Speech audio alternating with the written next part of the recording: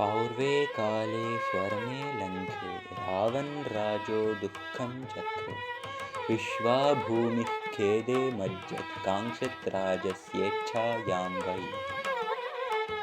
अतिपुरा प्राचीनभारतदक्षिणे लङ्कापट्टने रावणो नाम धर्मराजाभूत्। यस्य सर्वां भूमिं विजयितुं दुष्टमहत्वाङ्काक्षा सर्वेभ्यः खेददुःखौ ददौ।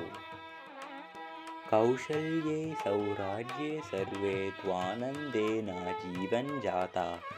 राज्ञस्तस्यासीद् वै किन्तु नैकः पुत्रः पारम्पर्याम्।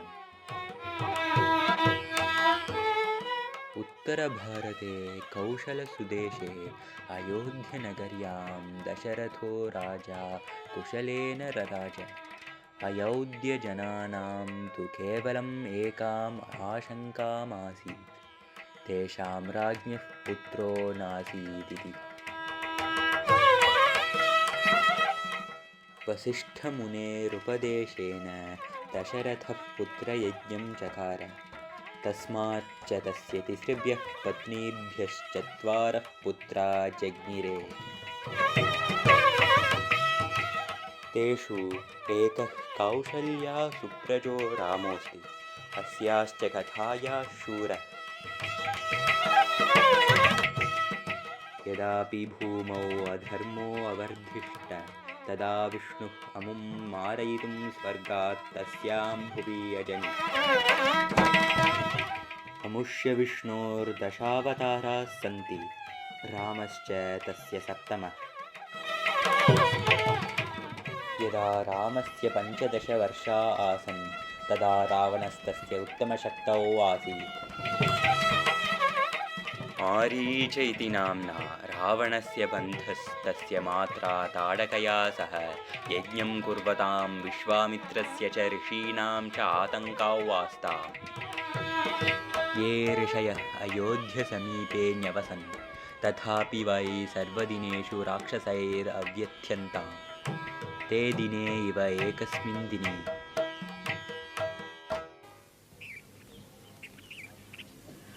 ॐ अग्निमीळे पुरोहितं यज्ञस्य देवमृत्विजं होतारं रत्नधातमम्। ॐ अग्नये स्वाहा इदं नमः।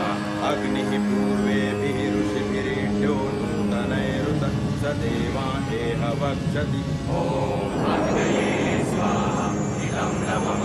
अग्निना हैमश्नवत्कोशमेव दिवे दिवे यशसं वीरवत्तमम्।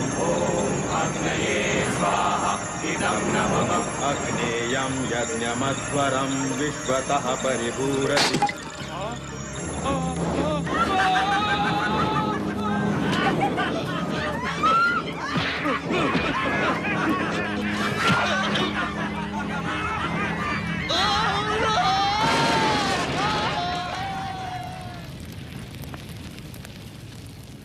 मे भगवन् विष्णो, अमुष्मात् आतङ्कात् अस्मान् पातुं नैकोऽस्ति वा? तस्य नाम रामोऽस्ति। अयोध्यस्य प्रथमो दाशरथः।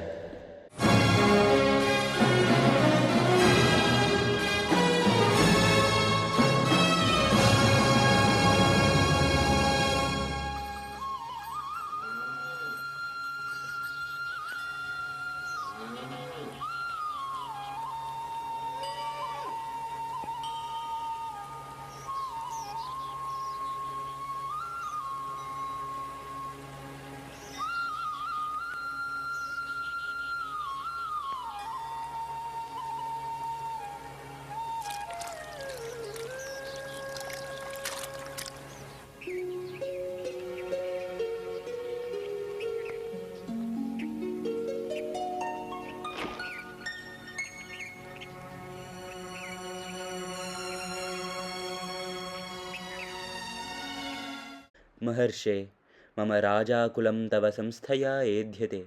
किमिच्छसि? तव इच्छां क्रियासम्। आर्यैक्ष्वाकराज, राक्षसा यज्ञस्थलं निघ्नन्ति, वयं च पीडायां स्मः। तव प्रथमपुत्रो रामस्तान् मारयितुं मे आवश्यकम्।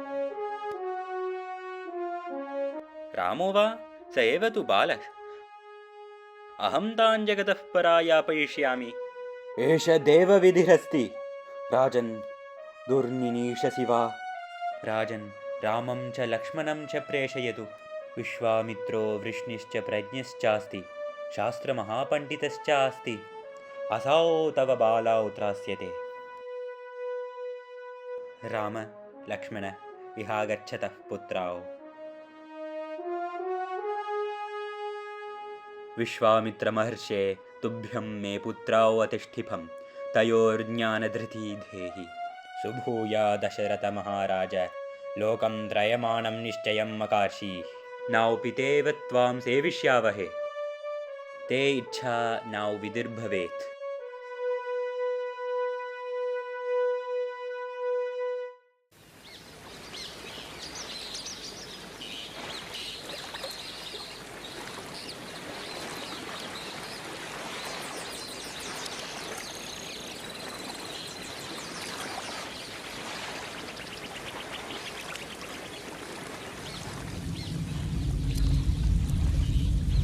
जानीथो वा, एकदा एतद्वनम् अतिसुन्दरमासीत्। इदानीं तु आतङ्कराक्षसया मरुर्भूत्वा अस्ति। सा राक्षसा ताडका उदिता, तस्याश्च पुत्रो मारीचो यज्ञं घ्नतो राक्षसान् नयति। राम, ताडकां मारयतात्, तदेव तव क्षत्रियधर्मः। मन्त्रान् पाठयिष्यामि, देवां च त्रास्यन्ते। इदानीं मे वचनानि अनुवद। शूलेन पाहि नो देवि, शूलेन पाहि नो देवि, पाहि खड्गेन चाम्बिके, पाहि खड्गेन चाम्बिके, घण्टास्वनेन नः पाहि, घण्टास्वनेन नः पाहि। तिष्ठ! स्यमन्त्रो मुद्रतयम्बरान्ते।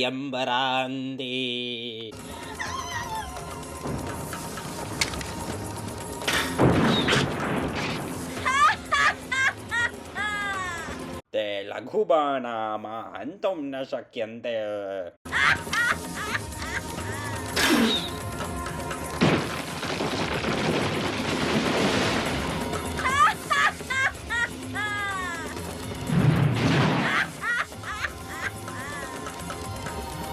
राम, मन्त्रं बुङ्धि, मन्त्रं वग्धि।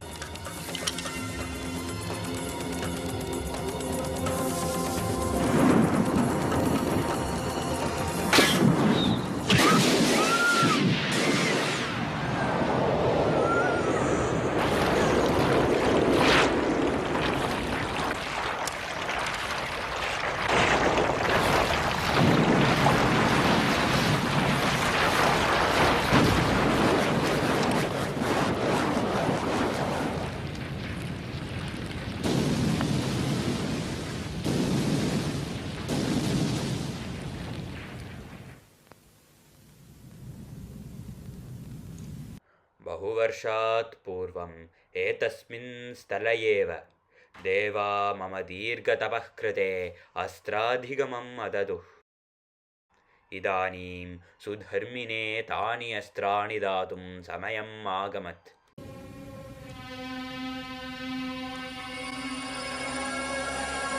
स्वीकुरु राम, सुभुक्तात् च।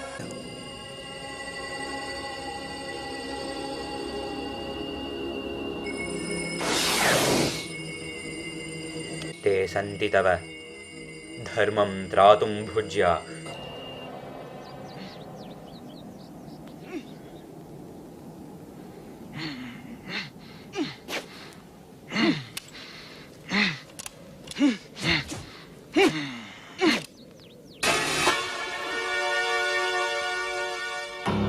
एवासौ मम मातृहन्ता, तस्य रक्तेन प्रतिकरिष्यामि।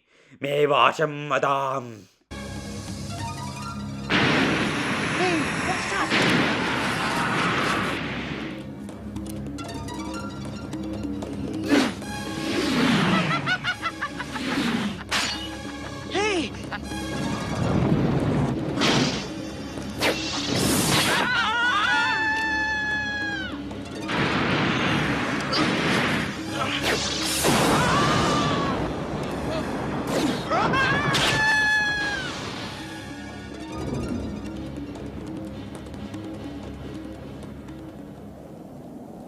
दैव्यास्त्रम् अभौक्षि कथं तदतिशीघ्रेण अवागमः देवानामस्त्राणि एतानि धर्मिणे च शिक्षा नावश्यकम् दर्शय मे गुरो कथम् इदं चक्रं भुज्यतां परिजानीतात् केवलं तु यदि धर्मवीथिम् अन्वसरिष्यसि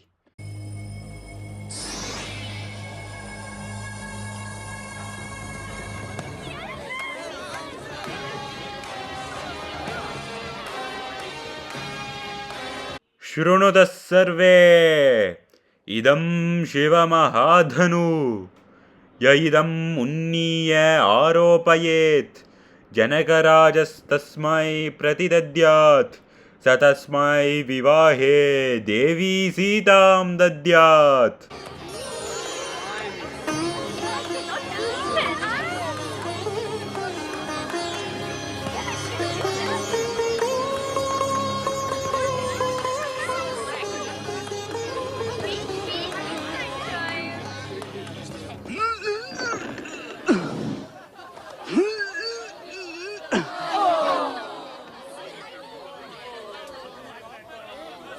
अग्रिमकुमारः सवरस्य जरतरः